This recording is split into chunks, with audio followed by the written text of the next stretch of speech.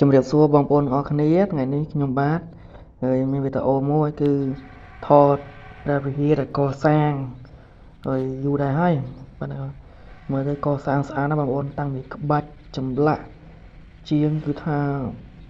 ហើយមានទឹកដៃល្អណាស់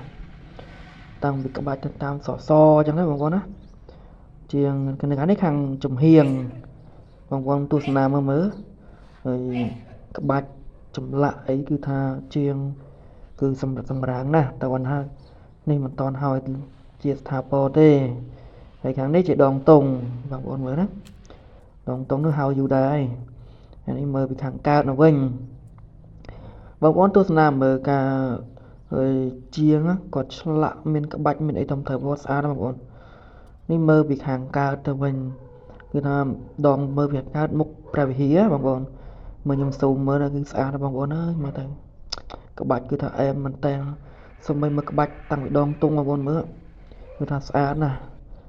ហើយនេះទស្សនភាពមើលខាងលើជាន់ទី2ខ្ញុំឡើងទៅបន្ទាប់ពីជាន់ដីបងប្អូនមើលមកជុំគឺថាស្អាតណាស់ទេសភាពជុំវិញមានដើមកគីមានដើមអីបងប្អូនមើល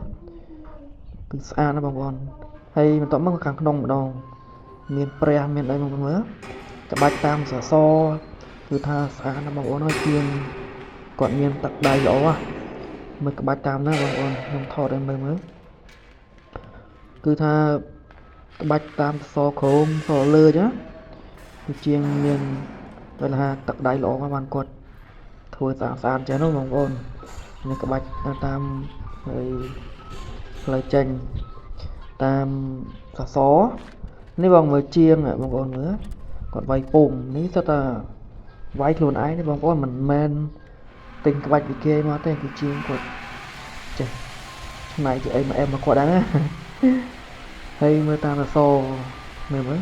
ស្អាតណាស់បងប្អូនហើយគាត់ស្អីម៉ងគាត់វាយអញ្ចឹងចេញជាក្បាច់ហ្នឹងបងប្អូនចឹងមិនថាយើងមិនមែនជាជាងយើងមិនយល់ទេណានេះយើងថតពីខាងហើយលិចនឹងវិញបងប្អូនមើលចំហៀងទិញស្អាតណាស់បងប្អូនហើយសូមអរគុណបងប្អូន